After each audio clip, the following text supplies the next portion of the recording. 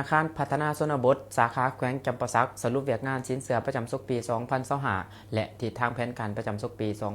2026 กองประชุมสรุปการเคลื่อนไหวเวียกงานประจำปี 2025 ของธนาคารพัฒนาชนบทสาขาแขวงจำปาสักได้จัดขึ้นในวันที่ 3 มังกรอยู่ที่ธนาคารพัฒนาชนบทสาขาแขวงจำปาสักโดยการเป็นประธานของทานทิพกรศูนย์ดาราหัวหน้าธนาคารพัฒนาชนบทสาขาแขวงจำปาสักมีหัวหน้าหน่วยบริการประจำเมืองประจำสาขาพนักงานและตกรภายในธนาคารพัฒนาชนบทสาขาแขวงจำปาสักเขาห่วมในกองประชุมครั้งนี้ได้รับฟังการสรุปตีราคาคืนการเคลื่อนไหวเวียกงานในปี 2025 ที่ผ่านมาซึ่งในปี 2025 ธนาคารพัฒนาชนบทสาขาแขวงจำปาสักก็ได้เอาใจใส่ในการคุ้มครองและปล่อยสินเชื่อให้แก่กลุ่มเป้าหมายในบรรดาบ้านเป้าหมายใน2แขวงก็คือแขวงจำปาสักและแขวงสะระวันเป็นต้นการเคลื่อนไหวเวียกงานสินเชื่อและเก็บหนี้ใน12เดือนปี 2025ยอดยกมาต้นทุนจำนวน 391.136 ตื้อกีบและดอกเบี้ย 190.92 ตื้อกีบแผนปล่อยในปี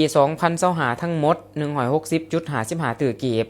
การจะตั้งปฏิบัติปล่อยในปี 2025 จำนวน 75.46 ตื้อกีบเท่ากับ 47 ส่วนหอยของแผนการปล่อยประจำปีก็คือ 160.55 ตื้อกีบส่วนแผนการเก็บกู้หนี้ในปีมีแผนเก็บต้นทุนและดอกเบี้ยทั้งหมด 191.984 ตื้อกีบในนั้นก็คือต้นทุน 92.50 ตื้อกีบดอกเบี้ย 99.48 ตื้อกีบและในนั้นแผนเก็บหนี้ NPL 70.56 ตื้อกีบการจัดตั้งปฏิบัติเก็บกู้หนี้สินในปี 2025 สามารถเก็บหนี้ได้ทั้งหมด 86.358 ตื้อกีบปฏิบัติแผนการได้45ส่วนหอยของแผนการก็คือ 191.984 ตื้อกีบแน่นั่นเก็บต้นทุนได้ทั้งหมด 57.82 ตื้อกีบเท่ากับ70ส่วนหอยของแผนการเก็บหนี้ปี 2025 จำนวน 92.50 ตื้อกีบเก็บดอกเบี้ยได้ทั้งหมด 28.353 ตื้อกีบปฏิบัติได้28ส่วนหอยของแผนการเก็บดอกเบี้ยข้างหับจำนวนในหนี้เก็บ NPL ได้จำนวน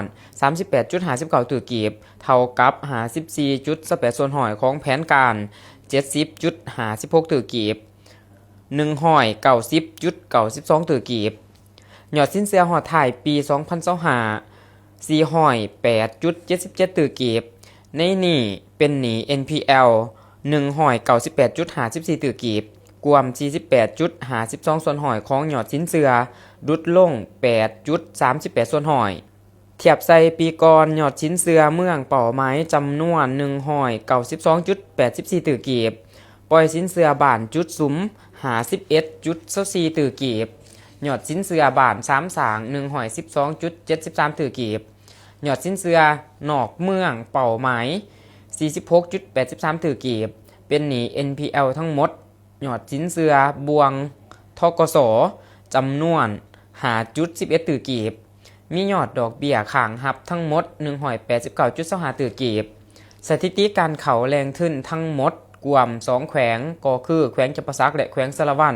มีทั้งหมด17เมือง1นครจำนวน378บ้าน 3,761 กลุ่มการผลิต 17,444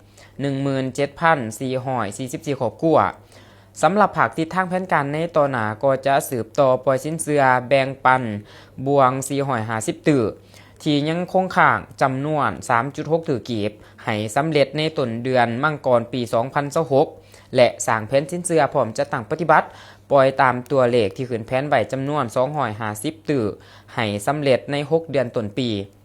เก็บกู้และแก้ไขหนี้ที่จะครบกำหนดสัญญาในปี 2026ให้ได้จำนวน23.313 ตื้อกีบครบงวด 6.251 ตื้อกีบรวม 29.56 ตื้อกีบเก็บดอกเบี้ยเกิดขึ้นใหม่ให้ได้ 20.96 ตื้อกีบและดอกเบี้ยค้างให้ได้ 79.54 ตื้อกีบเก็บกู้หนี้บ่เกิดดอกออกผล NPL ให้ได้จำนวน 99.27 ตื้อกีบสกัดกั้นหนี้จะเคลื่อนไหวในปี 30 ตื้อกีบขยายบ้านอกสกให้ได้20บ้านโครงการผลเด่น14โครงการครอบครัวตัวแบบให้ได้สำหรับหน่วยบริการเมืองตะโอยแขวงสะระวัน สามารถสร้างกำไรได้3ตื่อกว่ากีบ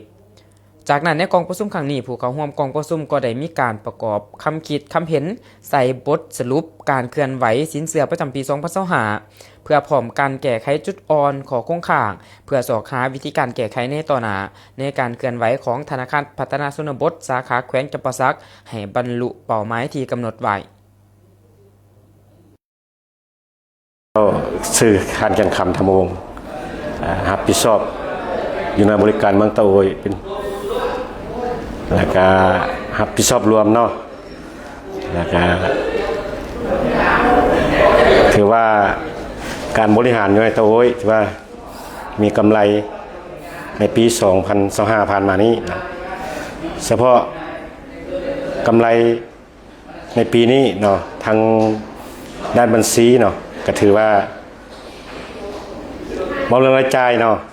รายจ่ายก็ 1.6 ตื้อกำไรอยู่รายรับนี่ 4.8 ตื้อเนาะแล้วก็ยังมีกำไรอยู่ 3.2 ตื้อเฉพาะกำไรทางด้านเงินสดเนาะกำไรทางด้านบริหารเนี่ยเจ้าเงินเนาะก็3 จุดโดยรายรับเนาะ 3.2 ตื้อแล้วก็รายจ่าย 1.2 ตื้อ